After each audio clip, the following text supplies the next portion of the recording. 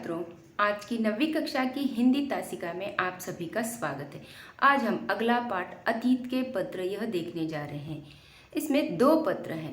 पहला पत्र विनोबा भावे जी ने लिखा है और दूसरा गांधी जी ने उत्तर के रूप में पत्र लिखा है।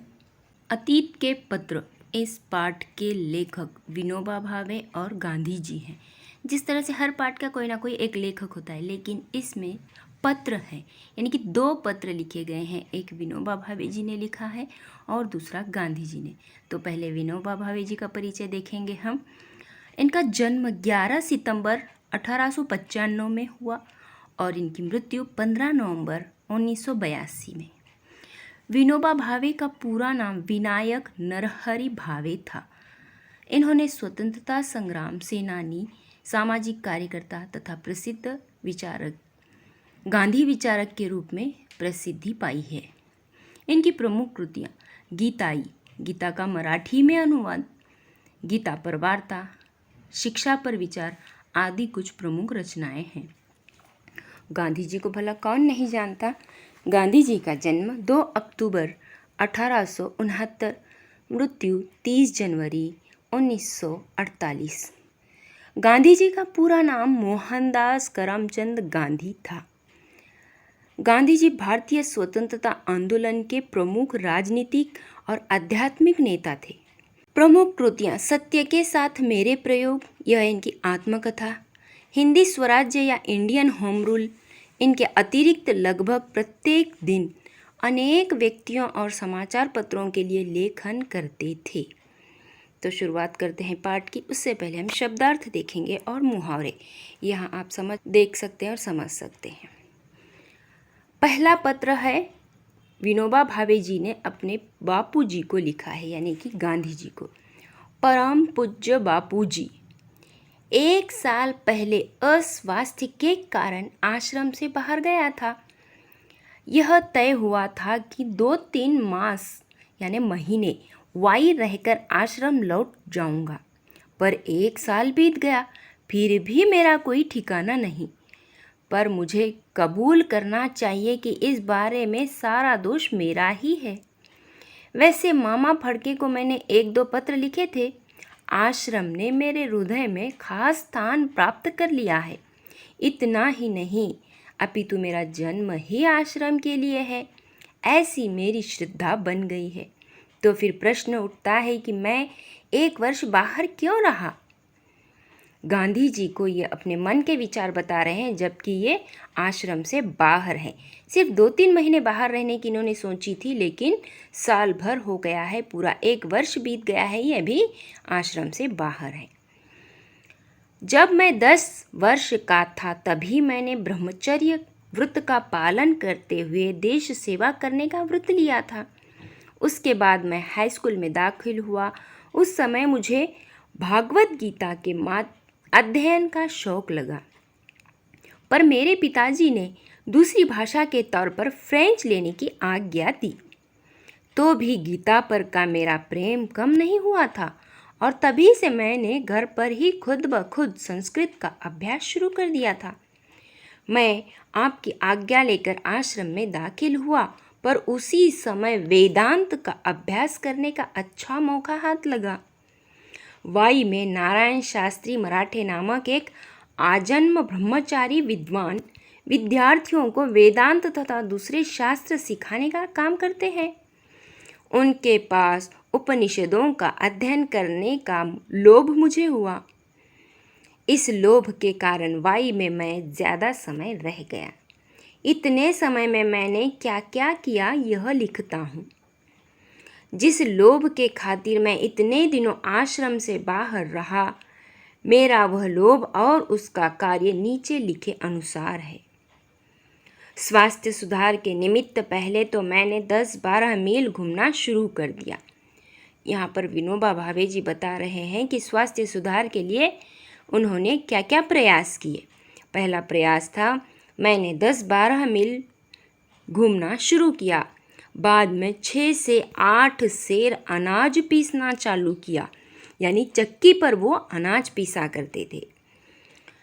आज 300 सूर्य नमस्कार और घूमना, यह मेरा व्यायाम है। इससे मेरा स्वास्थ्य ठीक हो गया है। आहार के विषय में पहले 6 महीने तक तो नमक खाया। अगले पन्ने पर कहते हैं कि आहार और इसके विषय की जानकारी देते हैं। विनोबा भावे जी शुरुआत के 6 महीने जो है नमक खाते रहे, यानी कि सब्जी में वगैरह नमक चालू रखा उन्होंने। बाद में उसे छोड़ दिया, यानी कि बिना नमक के ये खाने लगे। मसाले वगैरह बिल्कुल नहीं खाए और आजन्म नमक और मसाले न खाने का व्रत लिया। दूध शुरू किया। बहुत प्रयोग के बाद यह सिद्ध हुआ कि दूध बिना बराबर चल नहीं सकता। फिर भी अगर इसे छोड़ा जा सकता है तो छोड़ देने की मेरी इच्छा है। 1 महीना केले, दूध और नींबू पर बिताया। इससे ताकत कम हुई। इन्होंने यहाँ पर आहार विषयक बातें बताई है और अब आगे बताते हैं कि इन्होंने क्या क्या कार्य किए हैं। गीता का वर्ग चलाया। इसमें 6 विद्यार्थियों को अर्थ सहित सारी गीता सिखाई बिना परिश्रम के, यानी कि कोई उनसे मेहनताना या उनसे फीस लिए बिना इन्होंने गीता जो है बहुत सारे, यानी कि 6 विद्यार्थियों को इन्होंने गीता सिखाने का काम किया। और इसके साथ ही ज्ञानेश्वरी भी 6 अध्याय, इस वर्ग में भी 4 विद्यार्थी थे। उसके बाद उपनिषद 9, इस वर्ग में 2 विद्यार्थी थे। हिंदी प्रचार, मैं स्वयं अच्छी हिंदी नहीं जानता, फिर भी विद्यार्थियों को हिंदी के समाचार पत्र पढ़ाने का क्रम रखा। अंग्रेजी 2 विद्यार्थियों को सिखाई। यात्रा लगभग 400 मील पैदल राजगढ़, सिंहगढ़, तोरणगढ़ आदि इतिहास प्रसिद्ध किले देखे। अब यहाँ पर विनोबा भावे जी अपने कार्य बता रहे हैं कि क्या क्या किया है। इन्होंने गीता का वर्ग चलाया, इसमें 6 विद्यार्थियों को गीता सिखाई। ज्ञानेश्वरी 4 विद्यार्थियों को सिखाई। उपनिषद 2 विद्यार्थियों को सिखाए। और तो और हिंदी भी लोगों को पढ़ने पढ़ाने के लिए सिखाया है। अंग्रेजी 2 विद्यार्थियों को सिखाई और लगभग बहुत सारा इन्होंने राजगढ़, सिंहगढ़, तोरणगढ़ इन प्रसिद्ध किलों का सफ़र भी किया है, बल्कि 400 मील पैदल भी इन्होंने यात्रा की है। प्रवास करते समय गीता जी पर प्रवचन करने का क्रम भी रखा था। आज तक ऐसे कोई 50 प्रवचन किए। अब यहाँ से आश्रम आते हुए पहले पैदल मुंबई जाऊँगा और वहाँ से रेल से आश्रम पहुँचूँगा। मेरे साथ 25 वर्ष का एक विद्यार्थी प्रवास कर रहा है। मुझसे गीता सीखने का उसका विचार है। मैं अधिक से अधिक चैत्र शुक्ल 1 को आश्रम पहुँचूँगा। विनोबा जी बता रहे हैं गांधी जी को कि वापस चैत्र महीने के 1 तारीख तक पहुँच जाऊँगा, इस तरह से वो बता रहे हैं। वाई में विद्यार्थी मंडल नाम की एक संस्था की स्थापना की। उसमें एक वाचनालय खोला और उसकी सहायता के लिए चक्की पीसने वालों का एक वर्ग शुरू किया।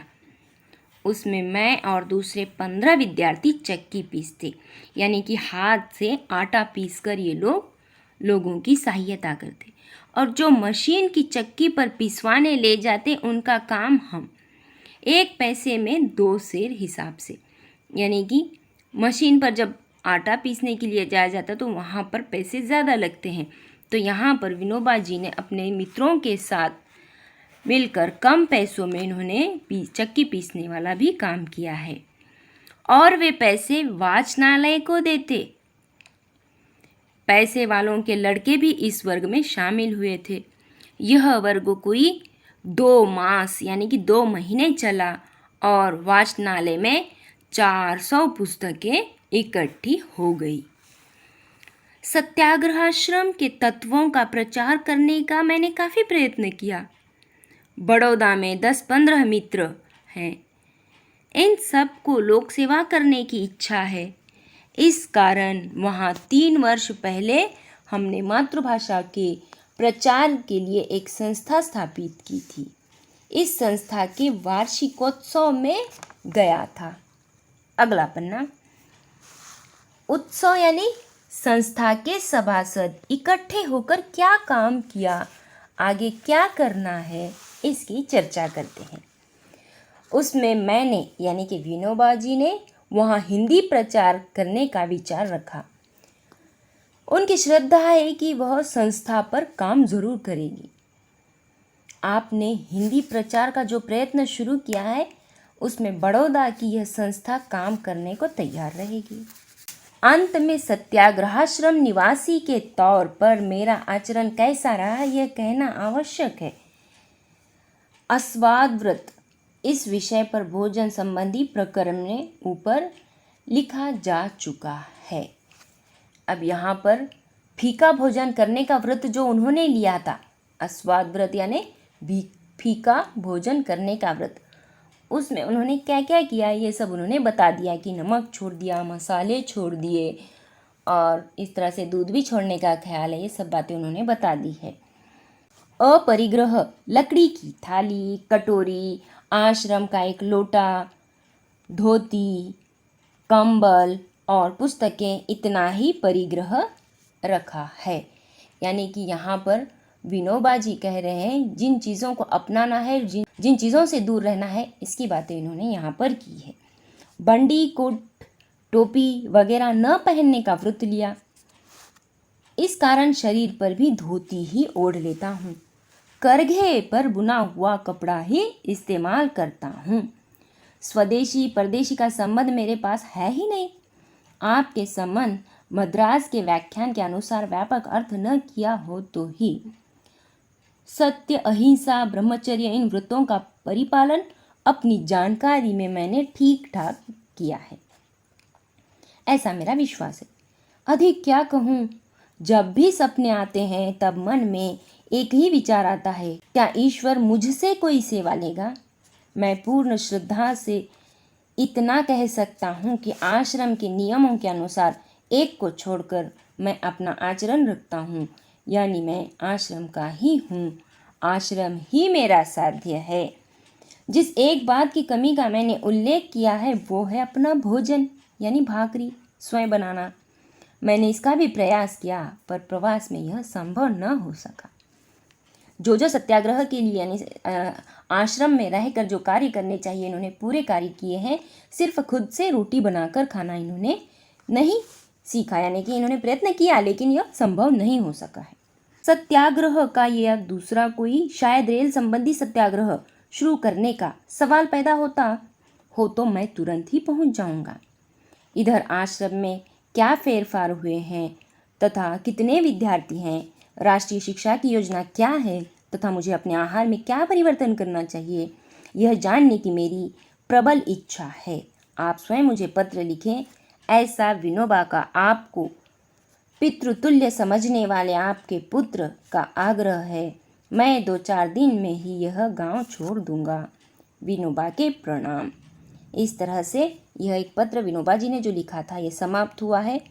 तब यहाँ पर फिर एक ब्रैकेट में कहा गया वाक्य है कि यह पत्र पढ़कर गोरख ने मच्छंदर को हराया, भीम है भीम, यह उद्गार बापू के मुंह से निकले थे।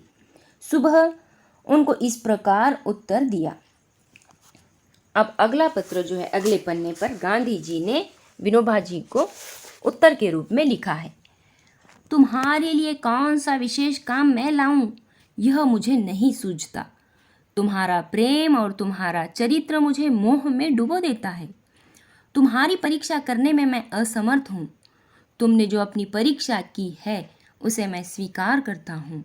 तुम्हारे लिए पिता का पद ग्रहण करता हूँ। मेरे लोभ को तो तुमने लगभग पूरा ही किया है। मेरी मान्यता है कि सच्चा पिता अपने से विशेष चरित्रवान पुत्र पैदा करता है। सच्चा पुत्र वह है जो पिता ने जो कुछ किया है उसमें वृद्धि करे। पिता सत्यवादी, दृढ़, दयामय हो तो स्वयं अपने में ये गुण विशेषता से धारण करें। यह तुमने किया है ऐसा दिखता है। तुमने यह मेरे प्रयत्नों से किया है ऐसा मुझे नहीं मालूम होता। इस प्रकार तुमने मुझे जो पिता का पद दिया है उसे मैं तुम्हारे प्रेम की भेंट के रूप में स्वीकार करता हूँ। उस पद के योग्य बनने का प्रयत्न करूँगा और जब मैं हिरण्यकश्यप साबित हूँ तो प्रहलाद भक्त के समान मेरा सादर निरादर करना। यानी कि यहाँ गांधी जी कह रहे हैं कि निरादर यानी कि अपमान करना। और आगे कहते हैं तुम्हारी यह बात सच्ची है कि तुमने बाहर रहकर आश्रम के नियमों का बहुत अच्छी तरह पालन किया है। तुम्हारे आश्रम में आने के बारे में मुझे शंका थी ही नहीं। तुम्हारे संदेश मामा फड़के ने मुझे पढ़कर सुनाए थे। ईश्वर तुम्हें दीर्घायु करें और तुम्हारा उपयोग हिंद की उन्नति के लिए हो, यही मेरी कामना है। तुम्हारे आहार में किसी प्रकार का परिवर्तन करने का अभी तो मुझे कुछ नहीं लगता। दूध का त्याग अभी तो मत करना। इतना ही नहीं, आवश्यकता हो तो दूध की मात्रा बढ़ाओ। रेल के विषयक सत्याग्रह की आवश्यकता अभी नहीं है, पर उसके लिए ज्ञानी प्रचारकों की आवश्यकता है। यह संभव है कि शायद खेड़ा जिले में सत्याग्रह करना पड़ जाए। अभी तो मैं रमता राम हूँ, 2-1 दिन में दिल्ली जाऊँगा। विशेष तो जब आओगे तब। सब तुमसे मिलने को उत्सुक हैं। बापू के आशीर्वाद। बाद में बापू के उद्गार, बहुत बड़ा मनुष्य है। मुझे अनुभव होता रहा है कि महाराष्ट्रियों और मद्रासियों के साथ मेरा अच्छा संबंध रहा है। महाराष्ट्रियों में तो किसी ने मुझे निराश किया ही नहीं, उसमें भी विनोबा ने तो हद कर दी। यानी कि जो दूसरा पत्र उन्होंने विनोबा जी को लिखा है, विनोबा जी जो है महाराष्ट्रियन थे।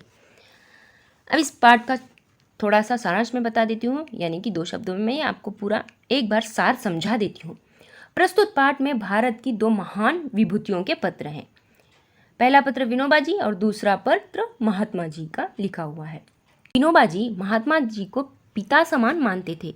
1 साल तक आश्रम में न लौटने का कारण अपने पत्र में लिखते हुए विनोबा जी ने आश्रम से बाहर रहकर किए हुए कार्यों का ब्यौरा लिखा है। पत्र में उनका दृढ़ निश्चयी स्वभाव, देश सेवा के प्रति समर्पण, गांधी जी के प्रति श्रद्धा और अनुशासन प्रतिबिंबित होता है। दूसरा पत्र विनोबा जी के पत्र का उत्तर है जो महात्मा जी ने विनोबा जी को लिखा है। इस पत्र में गांधी जी का विनोबा जी के प्रति पुत्रवत प्रेम झलकता है। दोनों ही पत्रों में मानवीय मूल्य अपनाने को हमें प्रेरणा मिलती है। इस तरह से यह पाठ समाप्त हुआ।